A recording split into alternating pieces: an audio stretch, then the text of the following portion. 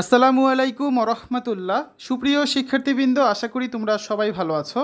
এই ভিডিওটা তৈরি করছি নবম শ্রেণীর শিক্ষার্থীদের জন্য। 2024 সালের নবম শ্রেণীর ষান্মাসিক মূল্যায়নের জীবন ও জীবিকা পরীক্ষাটা হবে 10 জুলাই। তোমাদের জীবন ও জীবিকা পরীক্ষাটা হবে পুরো বইয়ের ওপর। আজকে আমরা তোমাদের জীবন ও জীবিকা বইয়ের দ্বিতীয় অধ্যায়ের খুবই ইম্পর্টেন্ট দুটো দলগত কাজ নিয়ে আলোচনা করব। তোমাদের ষান্মাসিক সামষ্টিক মূল্যায়নে দ্বিতীয় অধ্যায় থেকে যদি প্রশ্ন আসে, এই ধরনের দলগত কাজ থাকার সম্ভাবনা সবচেয়ে বেশি, ঠিক আছে? তো এই কাজ দুটো দেখো, ভিডিওটা ভালো মতো দেখো। আর আমরা পরীক্ষার আগের দিন একটা চূড়ান্ত সাজেশন দিয়ে দিব, সেই ভিডিওটা অবশ্যই দেখবে। তো এই ভিডিওগুলো দেখে পরীক্ষায় গেলে আশা করি খুব ভালো মতো তোমরা পরীক্ষাটা দিতে পারবে এবং ভালোভাবে উপস্থাপন করতে পারবে। শিক্ষার্থীরা যারা এখনও অন্যান্য বিষয়ের ভিডিওগুলো দেখোনি, তারা আমাদের চ্যানেলের প্লেলিস্ট অপশন থেকে ঘুরে আসতে পারো। সেখানে তোমরা নবম শ্রেণীর বাংলা, ইংরেজি, গণিত, বিজ্ঞান, ডিজিটাল প্রযুক্তি, স্বাস্থ্য সুরক্ষা, জীবন ও জীবিকা, ইসলাম শিক্ষা, শিল্প, সংস্কৃতি এবং ইতিহাস ও সামাজিক বিজ্ঞান প্রত্যেকটা বিষয়ের জন্য আলাদা আলাদা করে প্লেলিস্ট পেয়ে যাচ্ছ। এখান থেকে তোমাদের যে সকল বিষয়ের ভিডিও দরকার খুব সহজেই তোমরা দেখে নিতে পারবে। প্রশ্ন 1, একটা দলগত কাজ। আমরা দুটো দলগত কাজ দেখব। প্রথমে রয়েছে একটা, যে বিভিন্ন অনুষ্ঠানকে কেন্দ্র করে শিক্ষা প্রতিষ্ঠানে ব্যবসায়ের জন্য কিছু আইডিয়া তৈরি করো। শিক্ষা প্রতিষ্ঠানে ব্যবসায়ের জন্য বিভিন্ন আইডিয়া। 1 নম্বর, অনুষ্ঠানের নাম 21শে ফেব্রুয়ারি উদযাপন। পণ্য বা সেবা লাগবে ফুল, ছবি, ব্যাচ, আলপনা। ব্যবসার আইডিয়া হচ্ছে ফুলের দোকান, 21শে ফেব্রুয়ারি প্রেক্ষাপট কেন্দ্রিক ছবির দোকান, কালো ব্যাচ, ব্যান্ডের দোকান, আলপনা এঁকে দেওয়ার দোকান। তারপর 2 নম্বরে আছে, অনুষ্ঠানের নাম হচ্ছে 7ই মার্চ উদযাপন। পণ্য বা সেবা হচ্ছে বই, ছবি, স্কেচ করা ছবি। ব্যবসার আইডিয়া বঙ্গবন্ধুর ইতিহাস সম্পর্কিত বইয়ের দোকান, 7ই মার্চ সম্পর্কিত অঙ্কিত ছবির দোকান, স্কেচ করা ছবির দোকান। 3 নম্বরে আছে 17 মার্চ উদযাপন। পণ্য বা সেবা হচ্ছে ছবি, বই, খেলনা, স্কেচ করা ছবি। আর ব্যবসার আইডিয়া হচ্ছে ছবির দোকান, বঙ্গবন্ধু জীবনী কর্মকাণ্ড কেন্দ্রিক বইয়ের দোকান, শিশুতোষ কবিতা, গ্রন্থ, ছোট গল্প প্রভৃতি বইয়ের দোকান, স্কেচ করা ছবির দোকান, খেলনার দোকান। তারপর 4 নম্বর অনুষ্ঠানটা হচ্ছে 26শে মার্চ উদযাপন। পণ্য বা সেবা হচ্ছে বই, ছবি, পতাকা, চলচ্চিত্র প্রদর্শনী, পতাকা, ম্যাপ। ব্যবসার আইডিয়া হচ্ছে মুক্তিযুদ্ধ কেন্দ্রিক বইয়ের দোকান, মুক্তিযুদ্ধের প্রেক্ষাপটে অঙ্কিত ছবির দোকান, মুক্তিযুদ্ধ ভিত্তিক স্বল্পদৈর্ঘ্যের চলচ্চিত্র প্রদর্শনীর দোকান, বাংলাদেশের ম্যাপ, পতাকার দোকান। 5 নম্বরে আছে পহেলা বৈশাখ উদযাপন। পণ্য বা সেবা হচ্ছে ঐতিহ্যবাহী পণ্য, মাটির তৈরি জিনিসপত্র, একতারা, দোতারা, দাঁতের তৈরি বস্ত্র, খাবার, আলপনা। ব্যবসার আইডিয়া হচ্ছে মৃৎশিল্পের দোকান, তাঁত বস্ত্রের দোকান, খাবারের দোকান, আলপনা এঁকে দেওয়ার দোকান। 6 নম্বরে আছে 16 ডিসেম্বর উদযাপন। পণ্য বা সেবা হচ্ছে পতাকা, ছবি, চলচ্চিত্র প্রদর্শনী, আলপনা। ব্যবসার আইডিয়া হচ্ছে পতাকার দোকান, বিজয় দিবস প্রেক্ষাপটে অঙ্কিত ছবির দোকান, আলপনা আঁকার দোকান, বিজয় দিবস ভিত্তিক স্বল্পদৈর্ঘ্যের চলচ্চিত্র প্রদর্শনীর দোকান। 7 নম্বরে রয়েছে বিদ্যালয় কেন্দ্রিক সাংস্কৃতিক অনুষ্ঠান। পণ্য বা সেবা হচ্ছে র্যাফেল ড্র, খেলনা, বিদ্যালয় কেন্দ্রিক ডকুমেন্টারি। আর ব্যবসার আইডিয়া হচ্ছে র্যাফেল ড্রয়ের দোকান, খেলনার দোকান, বিদ্যালয় কেন্দ্রিক স্বল্পদৈর্ঘ্যের ডকুমেন্টারি প্রদর্শনীর দোকান, ঠিক আছে? এবার আসলে সবচেয়ে ইম্পর্টেন্ট প্রশ্ন, যেটা দ্বিতীয় অধ্যায়ের একটা দলগত কাজ। উদ্ভাবনী সক্ষমতা ও সৃজনশীলতাকে কাজে লাগিয়ে কিভাবে সমাজের বিভিন্ন সমস্যার সমাধান করা যায় তা নিয়ে একটি প্রেজেন্টেশন করো। তোমরা অনেকগুলো দল এখানে বিভক্ত করে দেবে, সেই দলগুলো এক একটা দল এক একটা কাজ করবে। সে অনুযায়ী আমরা এই অ্যান্সারটা দেখব। প্রথমে গোলাপ দলের ক্ষেত্রে বিষয় হচ্ছে সামাজিক সমস্যা চিহ্নিতকরণ। বক্তা হচ্ছে গোলাপ দলের দলনেতা সোনিয়া। তোমরা কি কখনো লক্ষ্য করেছো আমরা যে সমাজে বসবাস করি সেখানে কী কী বাস্তব সমস্যা রয়েছে? কোন কোন বিষয় আমাদের কষ্টের কারণ হয়ে দাঁড়ায়? একই সমাজে বসবাসকারী সবাই সমাজে বিদ্যমান সামাজিক সমস্যা অনুভব করে। ব্যক্তি জীবনে এবং পরিবার জীবনে মানুষের যেমন বিভিন্ন সমস্যা দেখা দেয়, তেমনি সমাজ জীবনেও মানুষকে নানা সামাজিক সমস্যা মোকাবেলা করতে হয়। হয়তো একই সমস্যার প্রভাব এক একজনের কাছে এক এক রকম, কিন্তু সমাজে কোনো একটা সমস্যা থাকলে বা তৈরি হলে তার নেতিবাচক প্রভাবে সমাজের বেশিরভাগ সদস্যই কোনো না কোনোভাবে ক্ষতিগ্রস্ত হতে পারে। তোমরা কি তোমাদের এলাকার সামাজিক সমস্যাগুলো চিহ্নিত করতে চাও? তার সমাধানে একটি উদ্ভাবনী আইডিয়া বাস্তবায়ন করে সবাইকে তাক লাগিয়ে দিতে চাও? তাহলে এখনই সময়, চলো আমরা কয়েকটি সামাজিক সমস্যা চিহ্নিত করি। এবার জবা দলের কাজ হচ্ছে সমস্যা সমাধানের উপায় অনুসন্ধান করা। জবা দলের সদস্য সজীব বলছে, গোলাপ দলের তথ্য অনুযায়ী আমরা যে সামাজিক সমস্যাগুলো খুঁজে বের করেছি তার মধ্যে সবচেয়ে গুরুত্বপূর্ণ একটি সমস্যা সমাধানের জন্য নির্বাচন করব। নির্বাচিত সামাজিক সমস্যাটি সমাধান করলে সত্যিকার অর্থে কারা উপকৃত হবে তা খুঁজে বের করতে হবে। আমরা জানি একটা সমস্যার হয়তো অনেক সমাধান আছে, কিন্তু সমস্যাটিতে যারা আছেন তাদের সঙ্গে আলোচনার মাধ্যমে জেনে নিতে হবে উক্ত সমস্যায় কী ধরনের সমাধান তারা চান। যেমন কোনো এলাকায় হয়তো তরুণ প্রজন্মের মধ্যে মোবাইল ফোনে আসক্তি অনেক বেশি, ফলে তাদের মধ্যকার সামাজিক সম্পর্কগুলো ব্যাহত হচ্ছে এবং সুস্থ বিনোদনের অভাবে তারা নানা অপকর্মে জড়িয়ে যাচ্ছে। এখন এই সমস্যার সমাধান স্থানীয় মানুষ, পরিবারের সদস্য কিংবা তরুণ প্রজন্মের ছেলে মেয়েদের অভিমত যাচাই করা জরুরি।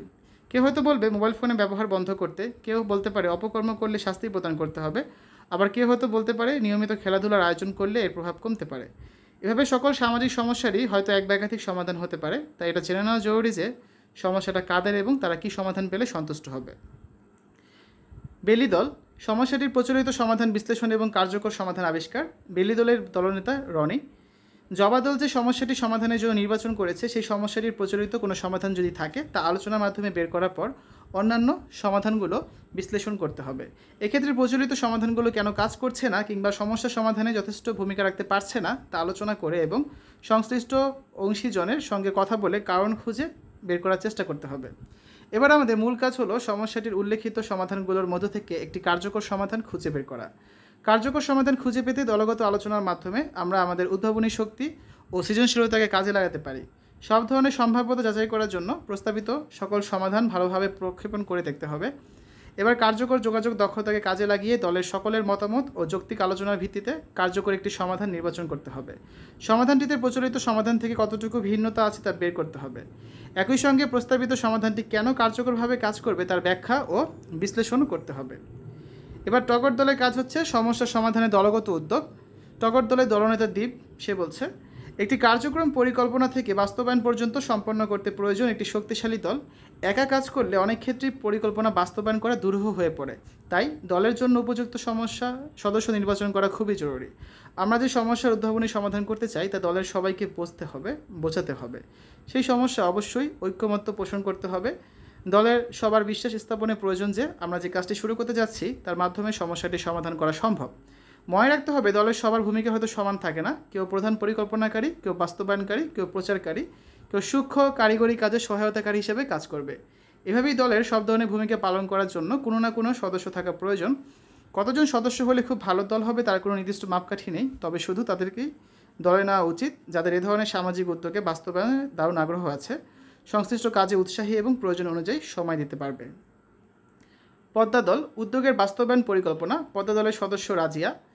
আমরা যে সামাজিক সমস্যাটির উদ্ভাবনী সমাধান তৈরি করেছি সেই উদ্যোগটি বাস্তবায়ন পরিকল্পনার জন্য আমাদের কয়েকটি বিষয় লক্ষ্য রাখা প্রয়োজন। সেগুলো হচ্ছে, উদ্যোগটি বাস্তবায়ন করতে যেসব কাজ অবশ্যই করতে হবে তার তালিকা প্রণয়ন করা। উদ্ভাবনী উদ্যোগের ফলে সাধারণ মানুষ বা সমস্যার ভুক্তভোগীরা কী কী সুবিধা পাবে, সমাধানের ফলে কী প্রভাব হতে পারে, কী পরিবর্তন আনবে, তালিকা অনুযায়ী দলের কোন কোন সদস্য কোন কাজটি করার জন্য দায়িত্ব নেবে তা নির্ধারণ করে নিতে হবে। দায়িত্ব ভাগ করে নেওয়ার পর সেই কাজটি সম্পন্ন করতে একটি নির্দিষ্ট সময়সীমা এবং প্রতিটি কাজের জন্য প্রয়োজনীয় অর্থ বা উপকরণ নির্ধারণ করতে হবে। অর্কিড দল বাজেট প্রণয়ন অর্থ সংস্থান। অর্কিড দলের দলনেতা ধ্রুব। আমরা যে সামাজিক উদ্যোগ নিয়ে কথা বলছি সেই সামাজিক উদ্যোগ বাস্তবায়নে দুই ধরনের ব্যয় নির্ণয় করতে হয়, স্থির ব্যয় এবং পরিবর্তনশীল ব্যয়। যেসব ব্যয় পুরো কার্যক্রমে একবারই করতে হয় এমন ব্যয়গুলো হচ্ছে স্থির ব্যয় বা ফিক্সড কস্ট, যেমন যন্ত্রপাতি ক্রয়, অফিসের জন্য আসবাবপত্র ইত্যাদি। কাজের পরিধি পরিবর্তনের সঙ্গে সঙ্গে যেসব খরচ প্রতিনিয়ত পরিবর্তন হয় বা মাস ভিত্তিতে নিয়মিত খরচ করতে হয় সেগুলো হলো পরিবর্তনশীল ব্যয়। ব্যয় যেমনই হোক না কেন সামাজিক উদ্যোগটি শুরুর পূর্বে সংশ্লিষ্ট সকল খরচ সম্পর্কে একটি ধারণা পাওয়া গেলে সেই ব্যয় বহন এবং অর্থ সংস্থান করা আমাদের জন্য সহজ হবে। এ পর্যায়ে আমরা উদ্যোগটির জন্য কী কী খাতে ব্যয় হতে পারে তার বাজেট তৈরি করব।